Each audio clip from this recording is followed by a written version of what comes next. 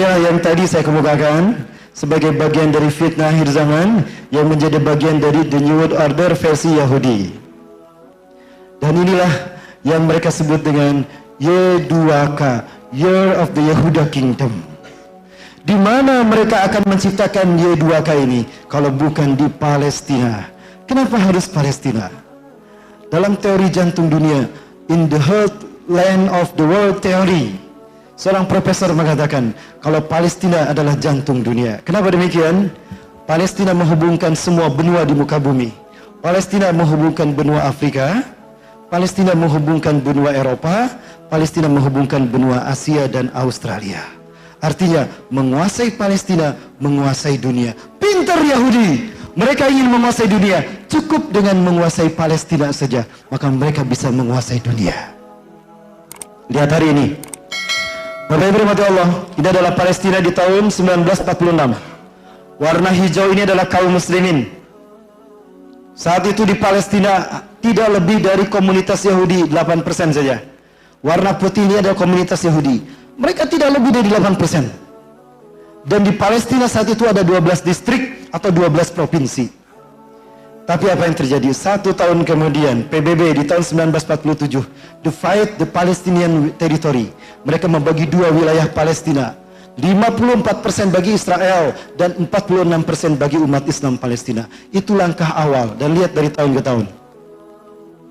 Palestina makin lama makin hilang. Dari 12 provinsi, 11 provinsi di Palestina sudah dikuasai Israel, Zionis Yahudi. Tinggal 1 provinsi yang belum mereka kuasai, Gaza. Sengaja Allah sisakan Gaza untuk kita umat Islam dunia. Kenapa? Karena dari Gaza insya Allah Palestina akan kita rebut kembali. Betul?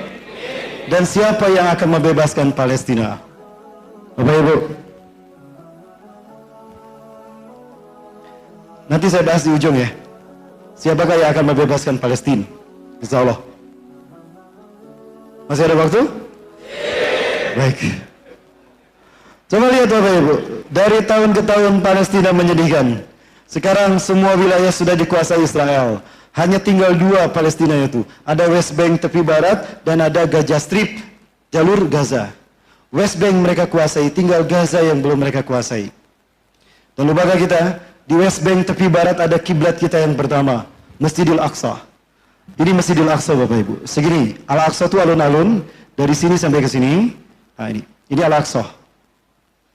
Di dalamnya ada Masjid Kibli. Disinilah disebut Masjid Kibli karena disinilah kaum muslimin di zaman Rasulullah salat asar pertama kali menghadap Ka'bah. Ka'bah di bawah. Mereka menghadap ke Ka'bah ke bawah. Salatnya di sini. Maka dinamakan Masjid Kibli. Ini Masjid Dome of the Rock.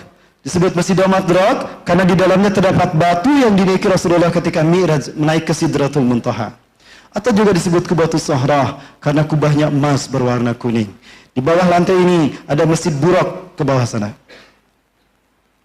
Dan di bawah lantai ini ada Masjid Marwani. Di bawah lantai ini, itu masjid yang digunakan Rasulullah mengimami 1.500 Nabi dan Rasul ketika Isra Mi'raj. Bapak Ibu rahmati Allah, lupakah kita? Kalau Nabi Sulaiman pernah diberikan 3 permintaan oleh Allah. Saya tahu hal ini dari seorang syekh ketika saya berkunjung ke Israel. Di Wadi Yunus, itu Palestina sebetulnya. Cuma diklaim menjadi wilayah Israel. Di Wadi Yunus saya bertemu dengan seorang syekh. Syekh ini berkata kepada saya, "Hunaka hadisun alladhi yata'allaq bi qissati Nabi Sulaiman alaihissalam." Ada satu hadis Ustaz yang terkait dengan kisah Nabi Sulaiman alaihissalam. Allah pernah berfirman kepada Nabi Sulaiman, "Ya Sulaiman, is'alni salasatan sautiha iyyaka." Hai Sulaiman, mintalah kepadaku 3 hal. Aku akan kabulkan untukmu. Yang pertama Nabi Sulaiman meminta kepada Allah, "Ya Rabbi, atini mulkan allati lam tu'ti qabli wa ba'di hatta taqum as-sa'ah." Ya Allah, berikan aku kekuasaan, berikan aku kerajaan yang belum pernah kau berikan kepada siapapun. Fa'atahu iyah. Maka Allah memberikan hal itu pada Nabi Sulaiman. Maka lihat istana Nabi Sulaiman, kekuasaannya belum ada yang menandingi sampai hari kiamat. Yang kedua, "Ya Rabbi, ij'alni malikan adilan kama tarda." Ya Allah, jadikan aku raja yang adil, di mana keadilanku sama dengan keadilan yang kau kehendaki dan kau ridhoi. Maka Nabi Sulaiman raja yang adil, bukan hanya untuk manusia, binatang sekalipun adil, termasuk untuk semut. Yang ketiga, Nabi Sulaiman berkata kepada Allah Azza wa Jalla, Ya Rabbi, la tada'ala ahadin alladhi yazul masjid hadha ba'di hatta taqum as-sa'ah wa la yusarri fi rak'atain illa an tahuta anhu hatta yakulaha qala ayahrija min hadzal masjid. Ya Allah, jangan kau biarkan siapapun ya Allah sesudahku nanti sampai hari kiamat, siapapun yang berkunjung ke masjidku ini, walaupun hanya salat 2 rakaat di dalamnya, di mana saja, mau di sini, mau di sini, mau di halaman ini atau di sana, walaupun cuma 2 rakaat, kecuali engkau hapuskan semua dosa-dosanya ya Allah, qabla ayakhruja min hadzal masjid, sebelum kaki terakhir keluar dari masjid ini. Maka siapapun yang bertaubat di masjid ini,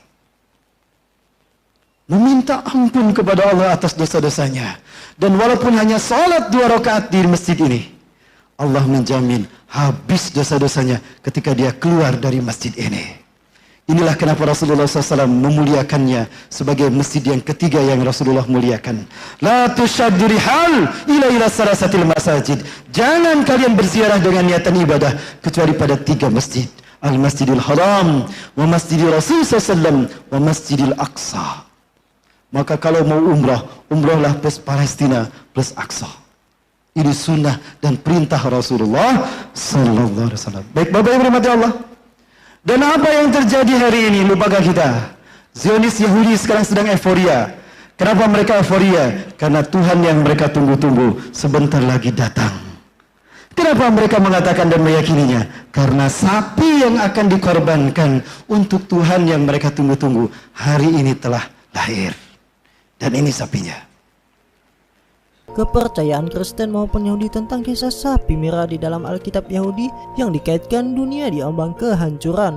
Kelahiran anak sapi merah disebut sebagai peristiwa pertama setelah 2000 tahun terakhir, karena selama ini belum ada kejadian serupa. Namun sapi ini masih diperiksa secara intensif untuk memastikan apakah semua bagian sapi tersebut berwarna merah sesuai dengan ciri-ciri di Alkitab atau tidak.